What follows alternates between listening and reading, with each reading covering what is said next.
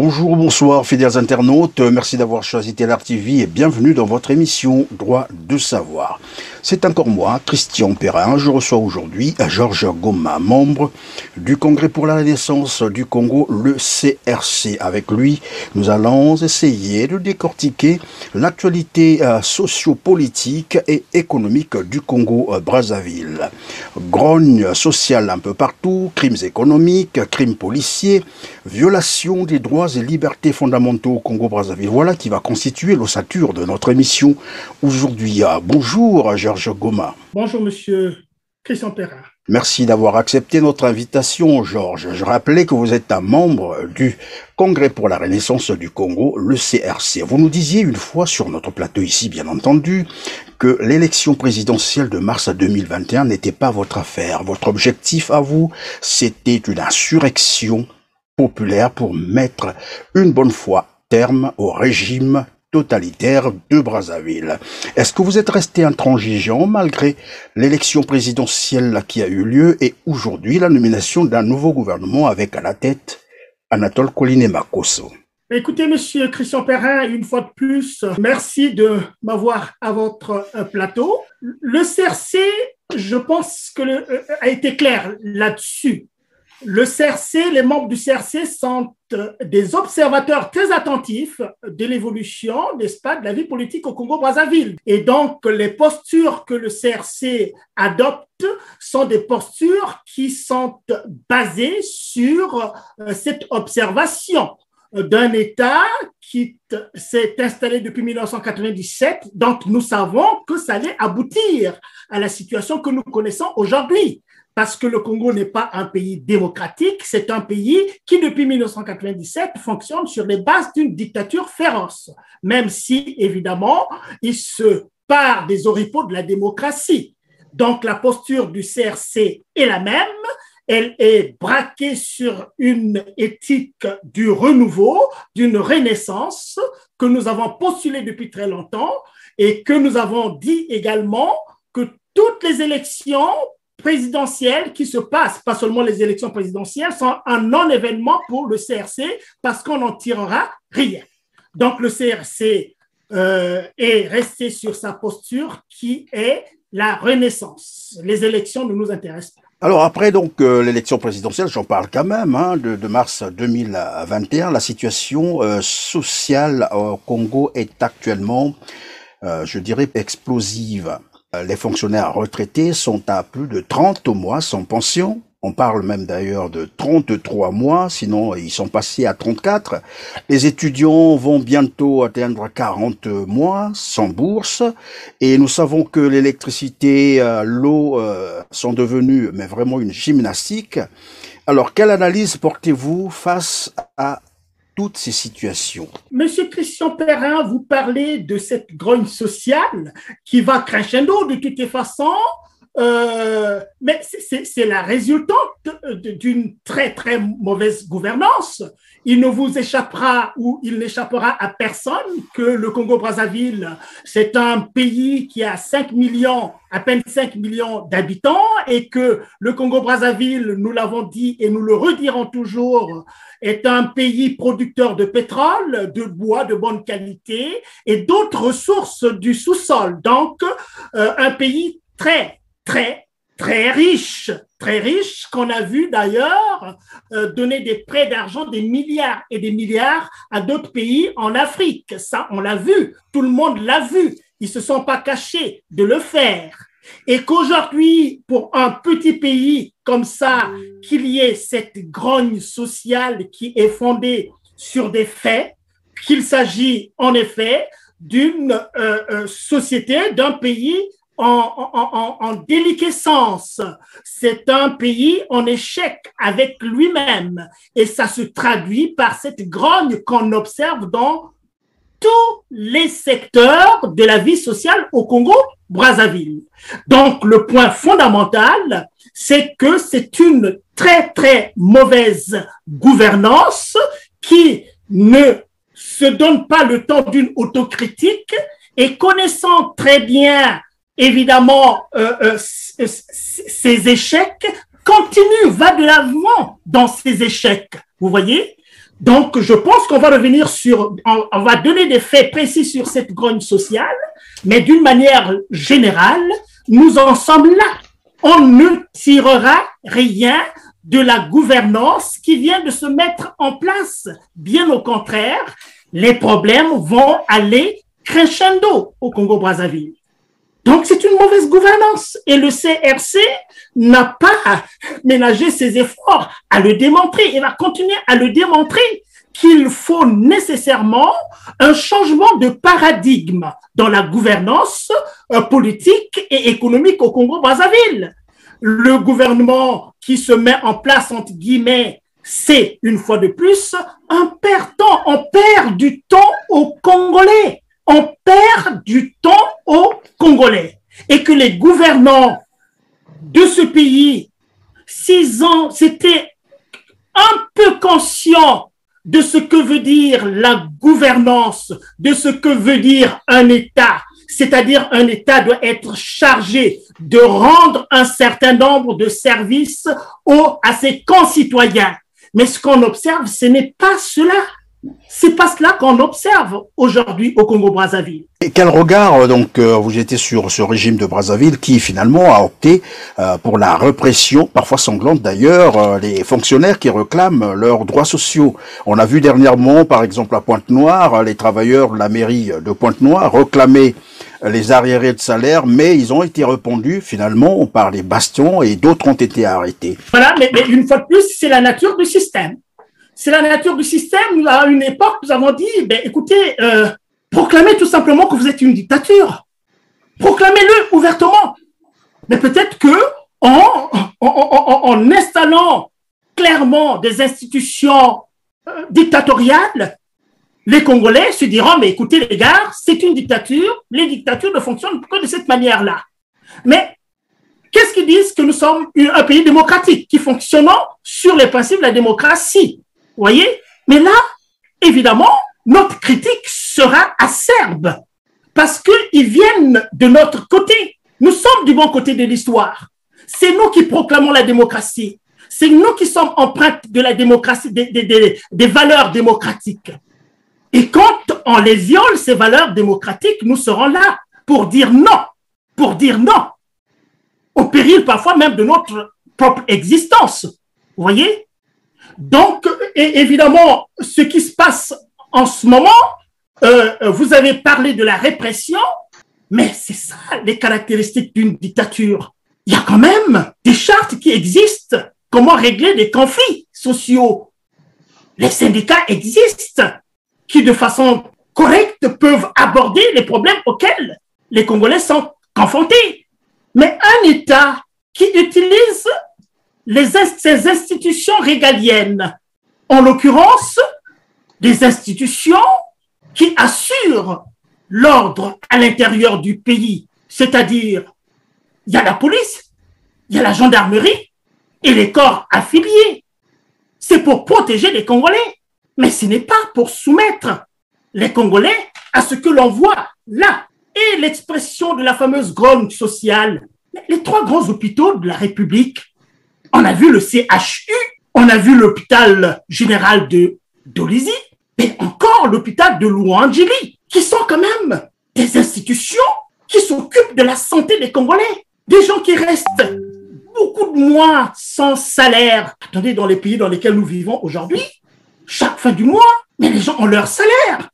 Mais comment pouvez-vous imaginer un médecin, une infirmière, un aide-soignant, une aide-soignante, qui depuis des mois n'a pas perçu son salaire? Comment va-t-il rendre, n'est-ce pas, le service dont les Congolais attendent? C'est quand même des choses élémentaires. Mais attendez, ce n'est pas tout. Mais il y a eu aussi l'ANAC, les travailleurs de l'ANAC aussi. Mais tout dernièrement, on a vu au niveau de la mairie de Pointe-Noire. Mais quelle est la réponse que l'État a donnée par rapport à l'expression tout à fait légitime des citoyens congolais qui ne font que réclamer leur dû? Ils ont travaillé. Ils ont travaillé. Ils ont donné de leur force de travail et de leur force mentale, parfois à des situations très difficiles. Mais comment peut-on envoyer la BAC, la brigade anticriminelle, bastonner ces gens qui ne font que demander leur C'est-à-dire que ça dépasse l'entendement. Ça dépasse l'entendement. Et cette grogne sociale, je ne pense pas que ça soit... Il y a aussi, d'ailleurs, parlons-en, et même les députés. C'est-à-dire que nous sommes dans les chambres de la République. Les chambres, jusqu'aux chambres de la République. Jusque dans les rangs même de l'armée également, on a entendu quand même la grande muette, mais ça bouge à ce niveau-là également. Peut-être que les policiers qu'on envoie, n'est-ce pas, mater les gens, ils ont peut-être leur salaire en tant que tel. Mais l'expression de cette grogne sociale, on ne va pas citer... Oui, mais évidemment, Georges, tu fais bien d'en parler parce que lorsque tu dis les policiers ou les gendarmes qui matent les travailleurs aujourd'hui, on en a vu aussi lors de la manifestation des retraités, comment la gendarmerie a dispersé ces vieux papas et ces vieilles mamans, mais avec toute la force. On s'est posé la question de savoir est-ce qu'ils sont conscients que eux aussi vont prévaloir leur droit à la retraite un jour. Écoutez... Là, c'est vraiment le cœur brisé. J'ai le cœur brisé parfois, même moi-même, quand parfois nous sommes très durs vis-à-vis de ce régime, on arrive à nous poser nous-mêmes la question, mais si c'est nous qui avons tort peut-être d'être aussi rudes vis-à-vis d'un régime, pourquoi on leur donnerait pas leur chance? Mais quand on regarde les choses à la loupe, nous confortons dans le fait que nous avons raison. Et nous nous battrons pour ça. Vous avez évoqué les personnes du troisième âge. Mais attendez, tous les Congolais savent très bien que déjà, quand les gens ont obtenu leur droit la liquidation de leur retraite, leur droit à la retraite, mais il y en a qui restent encore 3, 4, parfois même plus d'années sans obtenir cette liquidation de leur retraite. Et il y a des pratiques qui se font au niveau des institutions qui s'occupent de cela et qu'il faut que ces gens-là se décarcassent à payer pour obtenir, n'est-ce pas, leur dû, le paiement de leur retraite. Mais c'est ahurissant de voir des choses comme cela. Et tout dernièrement, les médias sociaux, heureusement que les médias sociaux existent aujourd'hui où nous avons des informations en temps utile. On peut critiquer les médias sociaux comme on peut, mais nous sommes bien contents d'avoir eu cette réaction vis-à-vis de la censure d'autrefois. On a vu un colonel ou un commandant de l'armée, là, qu'on a bastonné, et les images qu'on a vues, on se demandait s'il était décédé parce qu'il donnait l'apparence d'une personne décédée après avoir reçu les coups de son propre corps, de toutes les façons, corps entendu de l'armée ou de la police, où il a servi pendant très longtemps, et ayant été à la retraite, il ne faisait que revendiquer ses droits les plus absolus. Ils ont des familles, ils ont des enfants, ils ont des petits-enfants.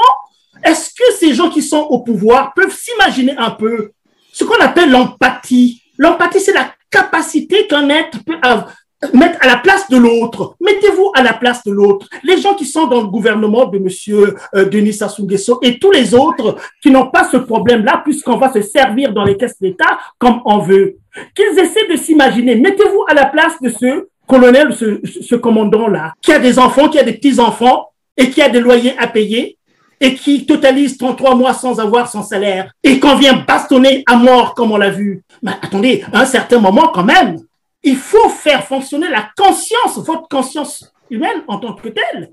Donc, je reviens encore sur les personnes du troisième âge. Sincèrement, les personnes du troisième âge sont parmi les catégories sociales les plus vulnérables à protéger nécessairement. Et on arrive à voir d'ailleurs que les gens crèvent, ils meurent sans avoir touché le premier copec de leur retraite parce que ça tirait en longueur. Mais est-ce qu'au fond, on est à se demander, est-ce que derrière, il n'y a pas, je veux le dire, est-ce qu'il n'y a pas une volonté génocidaire par rapport à cela? Parce que c'est quoi le génocide? Certains vont me coller un peu à la figure d'exagérer quelque peu. Mais non, mais attendez, un génocide, c'est une destruction méthodique d'une catégorie sociale ou d'un groupe social déterminé. On peut dire que les personnes âgées sont une catégorie sociale, comme les jeunes également sont une catégorie sociale. Mais à travers ce type de mécanisme, parce qu'ils le savent très bien à l'intérieur, il y a des analystes qui savent très bien que c'est devenu quelque chose d'anormal devient normal. La normalité devient la normalité. C'est-à-dire que Ça n'émeut plus personne qu'un retraité crève sans avoir touché sa première pension. On le voit au Congo-Brazzaville. Mais si le système se maintient, il y a une volonté manifeste de le faire. Et s'il y a vraiment une volonté manifeste de le faire, alors c'est génocidaire, ça. Je suis désolé, mais je prends la responsabilité des mots que je prononce. Et que ça devait pas commencer. Alors, continuer. Puisque nous parlons des retraités, donc de la CNSS, il y a quelque temps... Monsieur Christian Perrin, s'il vous plaît, je vais quand même rajouter rapidement quelque chose avant de continuer là-dessus. Je parlais un peu des endroits où se manifeste cette grogne sociale au Congo-Brazzaville, mais j'ai pas envie d'oublier les mamans qui vendent dans des marchés. Vous voyez dans quelles conditions est-ce que ces pauvres mamans vendent pour nourrir leur famille au quotidien? Les exactions auxquelles ces mamans sont confrontées dans les marchés et qui ne laissent pas seulement d'être très vétustes. On voit très bien les saletés dans nos grands marchés, que ce soit à Brazzaville ou que ce soit à Pointe-Noire, où on se demande s'il y a des services d'hygiène au Congo-Brazzaville. Il y a des ministères quand même qui sont dévolus, n'est-ce pas, à cela. Que font ces ministères pour nous avoir des marchés propres, au moins que les gens aient la santé sauve par rapport à ça? Mais le plus important que je voulais dire, c'est que ces mamans-là, que les contributions directes tous les jours poussent à demander de l'argent, tous les jours pratiquement, ces mamans-là aussi ont le droit de revendiquer. C'est une grogne aussi qui se met à ce niveau-là. Imaginez-vous que les mamans rentrent en grève. Mais comment allons-nous vivre? Ça, c'est quand même très, très, très important. Et je crois que j'avais cité aussi, je citais les députés et les militaires également. Hein, si à ce niveau-là, les gens ont suffisamment de raisons de rentrer dans la grogne, eh bien, voilà, c'est que la situation du Congo est vraiment très lamentable. Je vais terminer aussi avec la population d'une manière générale. D'une manière générale, c'est quoi? Mais attendez, dans une ville, il y a l'eau et l'électricité quand même fondamentalement. Mais si les gens ont des délestages tout le temps qui occasionnent, n'est-ce pas, la perte des appareils électroménagers, parce que scientifiquement, c'est démontré, quand le courant va brusquement et revient brusquement, mais ça gaspille l'électroménager, ça coûte très, très, très cher pour des gens qui ont déjà des problèmes d'argent. Mais l'eau qui ne coule pas, on a vu tous, l'eau qui sort des robinets, c'est une eau très, très, très sale. Et pourtant, la population congolaise est assaillie chaque fin du mois des factures qu'il faut payer, et quand on ne paye pas, ils sont exposés à ce que l'on sait. Vous voyez?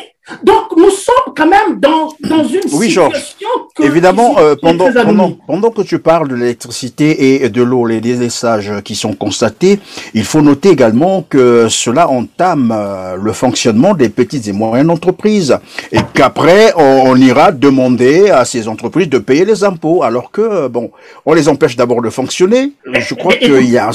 écoutez, vous apportez quelque chose supplémentaire au raisonnement que j'essaie de tenir ici, c'est tout à fait juste. Mais c'est-à-dire que finalement, nous nous trouvons dans une situation anomique, d'une situation, ça c'est un terme purement sociologique, nous sommes dans une situation où plus rien, c'est-à-dire il n'y a plus la société, il n'y a plus de valeurs qui maintiennent la société en équilibre. C'est du chaos partout. Tout le monde est logé à la même enseigne. C'est pourquoi nous disons clairement au CRC, il faut nécessairement que les Congolais se lèvent pour dire il faut arrêter avec ce système-là. Nécessairement, si les Congolais ne le font pas, une époque, je crois que nous avons eu une émission avec vous, Monsieur Perrin, où on nous a fublé de préparer des coups d'État, mais nous avons dit clairement que non, la démarche du CRC, ce n'est pas des coups d'État.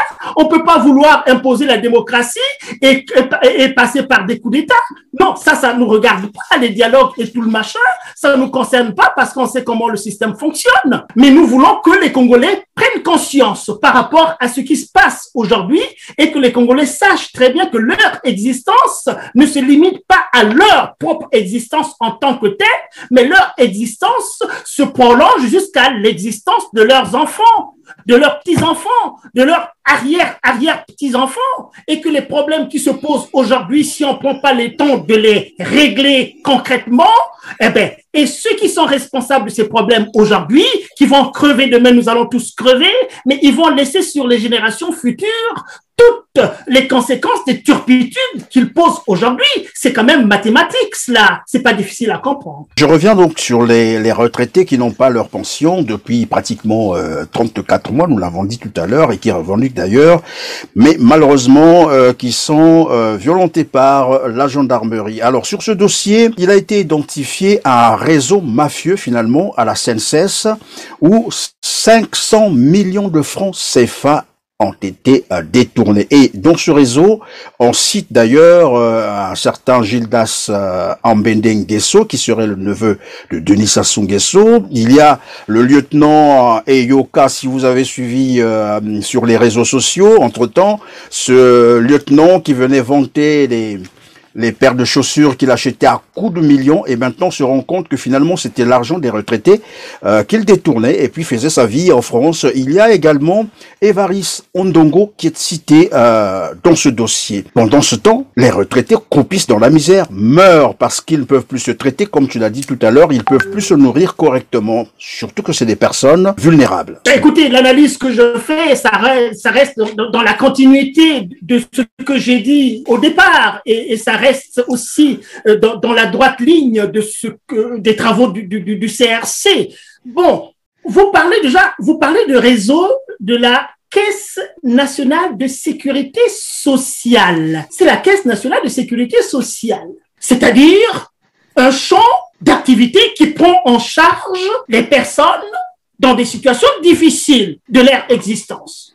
Et le principe de fond à ce niveau-là, c'est de dire le principe de la solidarité. Comment ça fonctionne? Ben, ceux qui travaillent, en fait, payent des taxes pour prémunir l'ensemble des risques sociaux, ce qu'on appelle les risques sociaux, contre le chômage, pour la retraite, les maladies, ainsi de suite, un certain nombre de choses. Ça, c'est très, très, très, très important, ça. Bon, maintenant, qu'est-ce qu'on constate au Congo-Brazzaville pour la CNSS, qui génère des fonds énormes, et ça montre à suffisance que les Congolais qui travaillent, ils font leur travail à leur niveau. C'est-à-dire, ils cotisent. Ils cotisent pour leurs vieux jours. Ils cotisent pour se prémunir contre le chômage. Ils cotisent pour leurs allocations familiales. Ils cotisent. Et c'est beaucoup d'argent. Et qu'on retrouve que les gens à qui on a donné la charge de gérer cet argent-là brillent par une délinquance financière incroyable. Mais moi aussi, j'ai vu les personnes que je vous venais de citer là. Les messieurs, les Eyoka qu'on a vus dans les magasins de Paris en train d'acheter, ouvrir des sacs et des liasses, des jeunes gens comme ça. Est-ce que ces gens-là ont une tradition de richesse au Congo-Brazzaville? Ils n'en ont pas. Ils n'en ont pas, et c'est clair, et ils le savent très bien. Et ça sort quand même d'une enquête du ministère de l'Intérieur, là, qui semble-t-il a lancé, n'est-ce pas, une information autour de cela. Donc, ils savent très bien ce qui se passe. Et ce que j'ai lu encore, c'est quoi? Ce monsieur Eyoka et puis monsieur Ambende, est-ce que c'est le même Ambende qui distribue aussi l'argent dans Brazzaville, à tout va comme ça, à des jeunes? En tout cas, c'est le même. Oui, c'est le même. Je ne sais pas si c'est le même, mais c'est le même. C'est le nom d'Ambende, et qui me semble être en rapport avec la famille du chef de l'État. Bon, attendez, quand on est face à des situations comme ça, là, mais vous perdez votre latin. Quand les retraités n'ont pas leur argent, tous les secteurs de la vie sociale, finalement, mais sont en crise, il n'y a pas d'argent, et à côté, on trouve des gens comme ça, et qui même, on nous a dit qu'ils gagnaient chaque fin du mois, ils avaient entre 100 et 200 entre 200 millions. Attendez, mais sincèrement, est-ce qu'on est tranquille de voir des choses comme ça? Mais ça, c'est avec ces deux individus seulement. Mais regardez toute la montagne qui existe avec les autres. Et comment peut-on comprendre que le Congo-Brazzaville se mette à aller chercher de l'argent à l'extérieur, aller endetter encore le pays, alors que le pays est capable de fonctionner correctement et de dégager les fonds nécessaires pour faire tourner la bécane?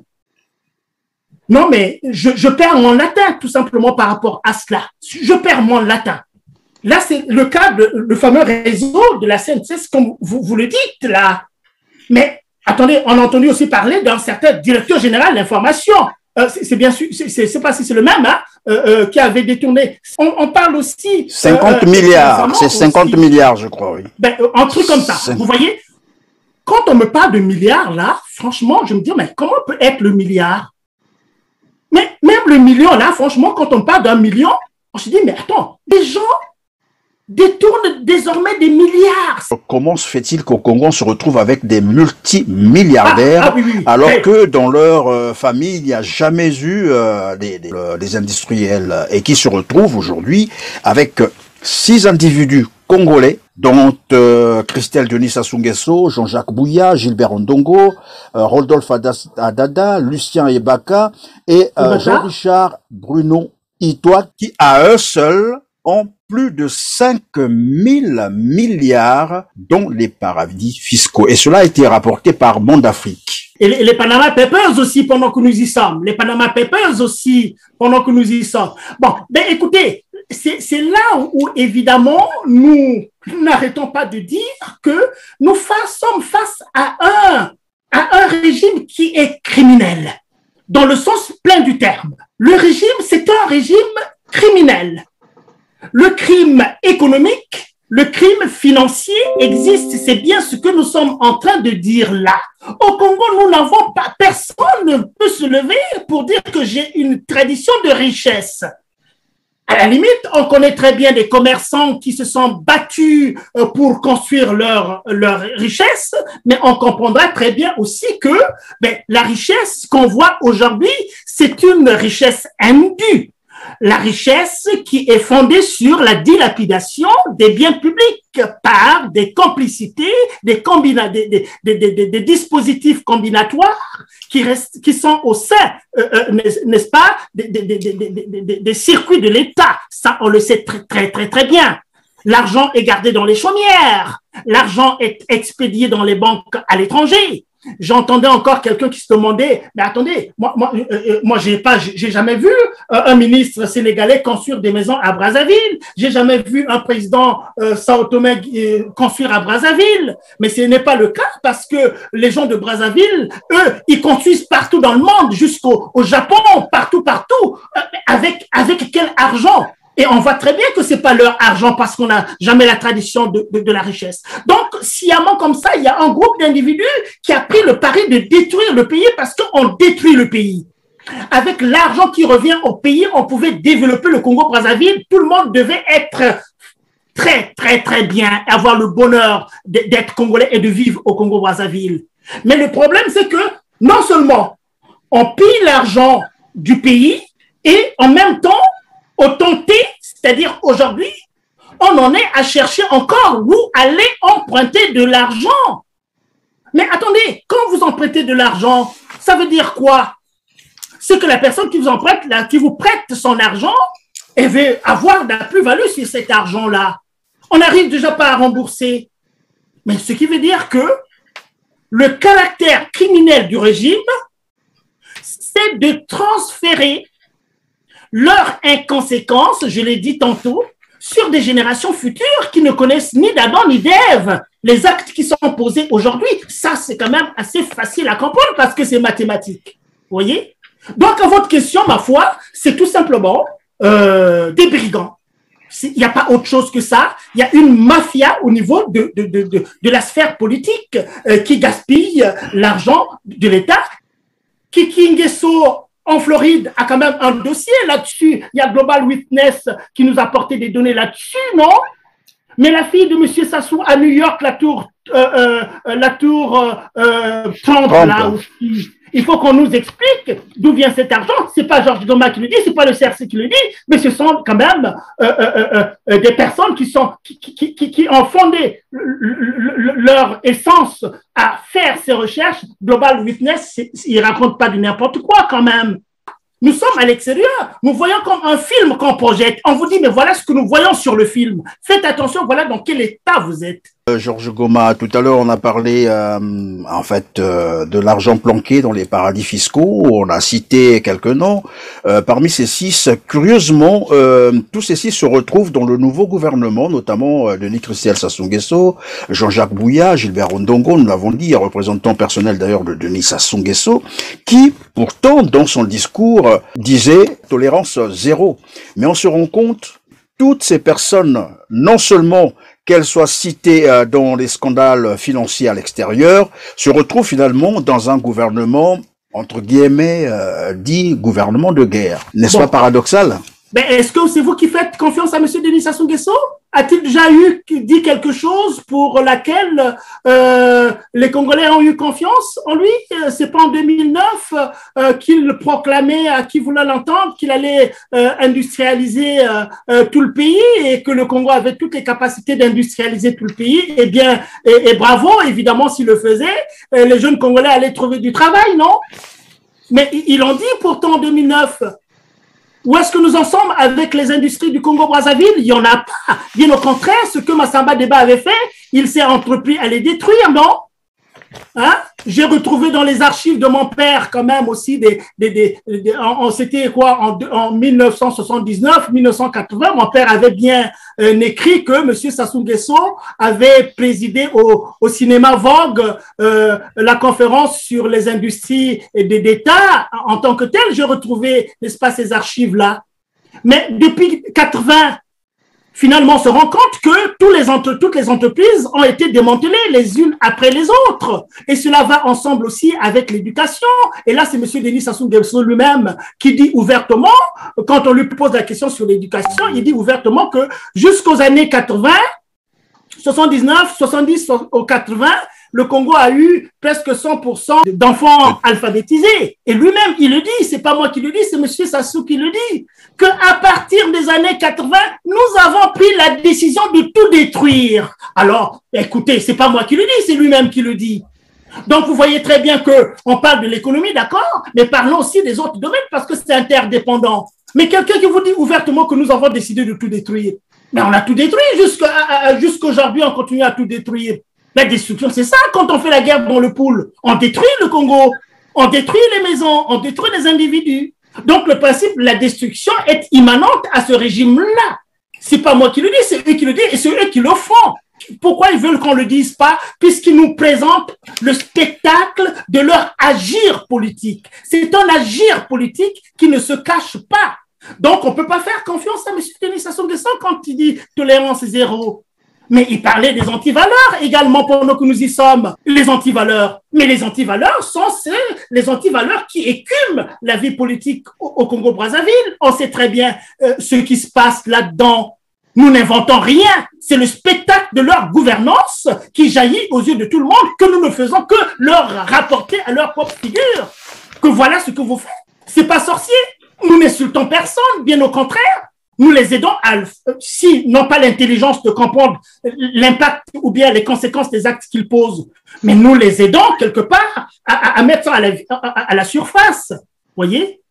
Donc, on ne peut pas faire confiance de toutes les façons. Nous sommes le gouvernement, et c'est un gouvernement de guerre, mais la guerre pour la survie du régime, qui sait très bien qu'ils ont atteint des seuils incommensurables dans la mauvaise gouvernance et qu'ils ont la peur au ventre, on l'a souvent dit, parce que si nous perdons le pouvoir aujourd'hui, ils l'ont dit aussi eux-mêmes par rapport au procès qu'ils mettent par-ci, par-là, et où on voit les personnes du régime venir dire des choses qu'ils ont dites. Le général Nyanga Mwala, il a bien dit ce qu'il a bien dit, non? Tout le monde a écouté. Mais le général Dabira également a dit ce qu'il a dit devant, puisque les procès sont publics, on les a entendus. On a quand même aussi l'intelligence de faire sens de ce qu'ils disent.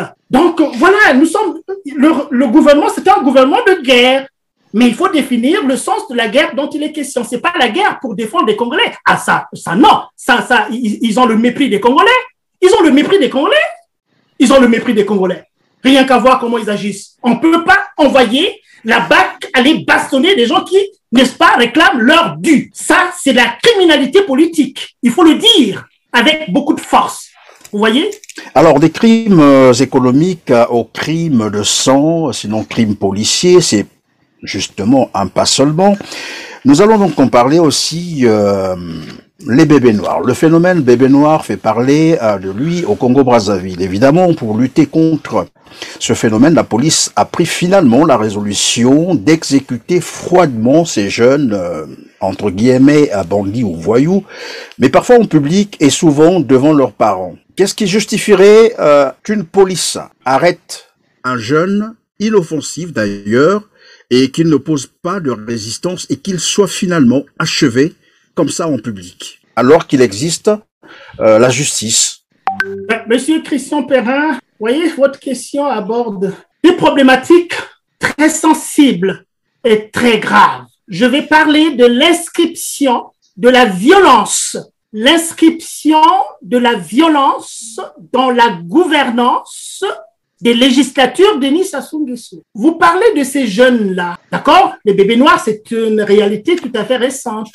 Mais repartons un peu en arrière pour qu'on saisisse quand même l'image globalement. Les 353 disparus du beach. Vous savez, nous sommes des observateurs, je l'ai dit tantôt. Je suis haut de mes 59 ans aujourd'hui. J'ai eu l'intelligence d'observer. D'autres qui ont observé, qui ont compris, ne disent rien. D'autres sont rentrés au pays, qui sont rentrés, n'est-ce pas, dans le système. Mais nous avons pris le pari de ne pas rentrer dans le système, de ne pas boire de ce vin-là, mais pour dire la vérité sur le Congo-Brazzaville, tout en sachant que c'est très dangereux. Beaucoup sont morts pour avoir dit cette vérité. Les 353 disparus du beach, ils sont rentrés au pays à l'appel de qui? Ils sont rentrés au Congo à l'appel du président de la République qui venait de retrouver son fauteuil présidentiel qui disait « Revenez au pays, votre sécurité est assurée ». Et puis, on a mis le Haut-Commissariat des Nations Unies aux réfugiés et pas mal d'autres institutions pour assurer le retour de ces jeunes-là. Mais ces jeunes sont rentrés. Qu'est-ce qui leur est advenu? C'est le même régime aujourd'hui qui a buté ces jeunes-là, puisqu'ils l'ont dit, là encore, c'est pas nous qui le disons, ils l'ont dit eux-mêmes, il y a eu un procès autour de cela où le gouvernement a reconnu, n'est-ce pas, sa responsabilité dans la disparition, n'est-ce pas, de ces jeunes-là. Et c'est de eux aussi, avec ce qui filtre, qu'on nous a dit que, ben, vous savez comment on a tué ces jeunes-là, on les a entassés dans des conteneurs et on les a vivants et puis on les a balancés par-delà. C'est pas nous qui inventons cela, c'est eux-mêmes qui ont assisté à cela, qui d'une manière ou d'une autre le rapportent. Il y a certains qui ne viennent plus ici en France à cause de cette histoire-là. Mais ne vous en faites pas, je viendrai au bébé noir puisque c'est ça. Mais je veux que les gens comprennent. C'est cette conscience que nous voulons attirer aux Congolais, qu'ils comprennent ce qui se passe. On a vu tout dernièrement à l'éruption de la Covid, là. Mais ça, c'est un peu après. Il y a des jeunes aussi qui ont été butés dans l'Achakona, là. C'est encore des jeunes, hein. Il ne faut pas oublier que l'avenir d'une société, c'est les jeunes. Comment peut-on trouver autant de jeunes dans un commissariat de police mort et puis il n'y a pas une information judiciaire qui est ouverte là-dessus? Il n'y a pas une information judiciaire qui est ouverte? Et quand on voit le jeune petit Chris Ndongi qui ne fait que faire son travail, c'est la rafle du Veldiv, ça. Et puis le docteur Ibakar aussi. C'est-à-dire que, ben attendez, ils ont leur domicile, vous savez où ils habitent. Mais envoyez des convocations, donnez-leur de venir à la DST. Ne restez pas planqués là, allez voir venir et comme ça, les arracher comme des petits voleurs et les emmener là-bas. Mais après, quand le Covid arrive là, les jeunes se sont empressés à aller enterrer des centaines, près de 600 personnes jeunes qu'on va enterrer comme ça dans les fosses communes rapidement. Mais attendez, ça c'est quel État là? Comment un État peut faire des choses comme ça sans donner une justification? Et c'est curieux, Georges, s'il te plaît, pendant que tu parles de cette affaire de près de 600 corps qui ont été inhumés comme ça, on nous a dit que c'est des corps qui ont été abandonnés dans les morgues de Brazzaville, lorsqu'on sait que le CHU n'a que la capacité, c'est-à-dire la mort du CHU n'a que la capacité de 200 corps, et de l'autre côté, Makelekele, c'est pratiquement 150. Et comment on s'est retrouvé avec près de 600 cadavres et dire que c'est des cadavres abandonnés par les parents? Dans la tradition congolaise, on n'abandonne jamais les indigents. On a parlé des indigences aussi de ces gens-là. Depuis quand on est pauvres, on s'est enterré nos cadavres, nous, dans notre pauvreté. On n'a jamais vu des choses comme ça. Et en plus, le chiffre est quand même incommensurable, non, pour un fait comme cela. Et pourquoi attendre le Covid pour aller enterrer à la sauvette? Ah ben, écoutez, moi, il y a des choses qui sont très complexes pour lesquelles je ne comprends pas moi-même dedans là, mais avoir un tel agir gouvernemental, par hypothèse, on est poussé à se dire que non, ben, écoutez, il y a certainement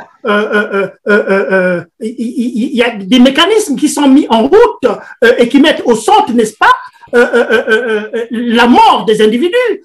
Et c'est à croire que ces morts-là servent à quelque chose. Derrière, moi, je ne suis pas féru des choses occultes, mais à voir des choses comme cela, on s'interroge. On s'interroge tout simplement de ce que représente l'assassinat des jeunes dans un tel agir politique.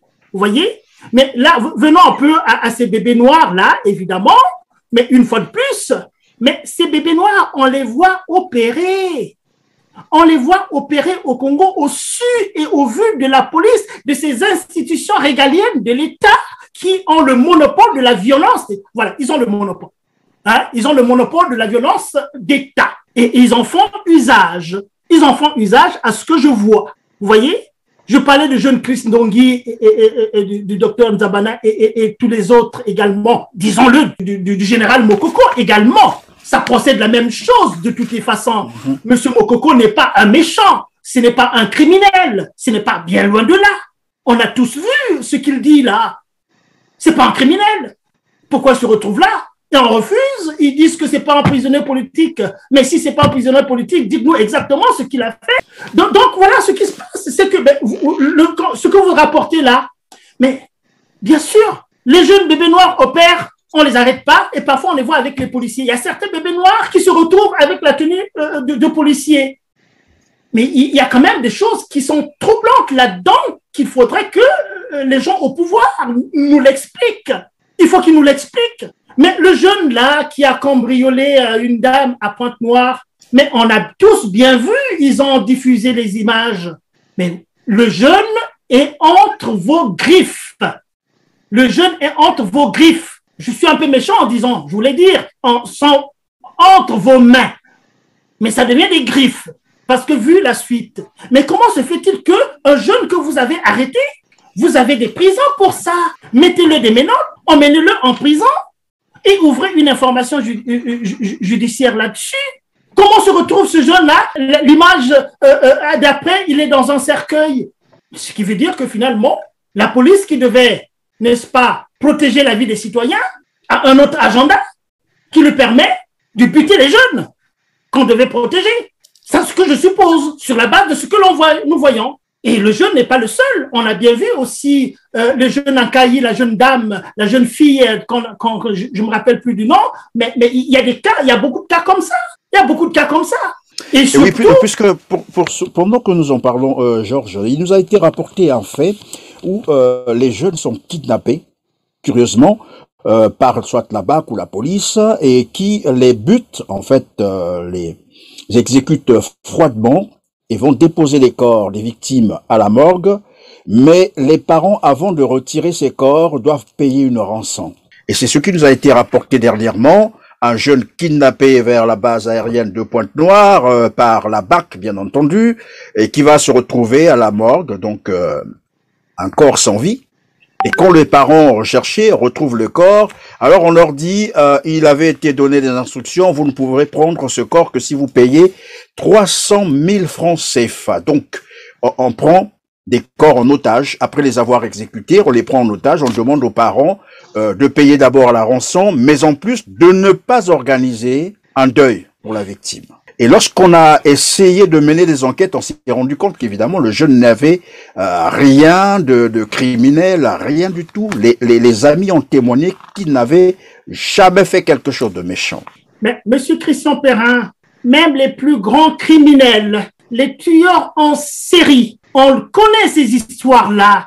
Mais ces gens-là, quand ils finissent par être pris par la police, ils vont en prison. Et parfois, ils terminent leur existence en prison. Rien ne justifie qu'on tue surtout ces jeunes-là pour ce qu'on leur reproche en tant que tel. Mais je redis encore ce que j'ai dit, mais c'est criminel. Il faut dire les choses telles que ça se passe. Le régime est criminel. parce qu'il ne fonctionne que par la force du crime. Quand le crime, c'est quoi? Mais c'est ôter la vie à un individu sans avoir la légitimité de ôter la vie de l'autre. L'État peut avoir la légitimité quand c'est vraiment, ça se justifie. Il y a certains pays qui avaient la peine de mort, c'est voilà en tant que tel. Mais quand on agit avec les jeunes de cette manière-là, c'est criminel. Le crime est d'autant plus renforcé quand on instruit une conduite à la famille. Voilà, on l'a tué, le voilà, mais vous ne faites pas de veillée, vous ne dites rien, ne pleurez même pas, ne pleurez même pas.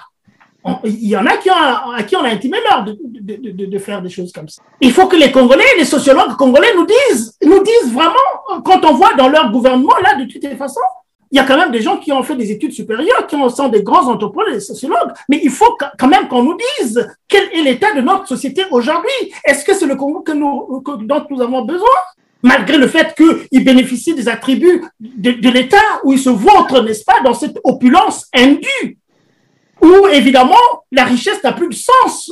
Il n'y a plus de sens parce que la richesse qui n'a de sens que la richesse qu'on obtient après un dur labeur, quand vous avez sur votre front la sueur qui tombe et que vous arrivez à ces résultats. Voilà une richesse qui a du sens. Vraiment, ça me dépasse, tout simplement. Ça me dépasse que des jeunes qu'on devait magnifier l'existence pour que demain, ils puissent, n'est-ce pas, avoir les rênes de notre société.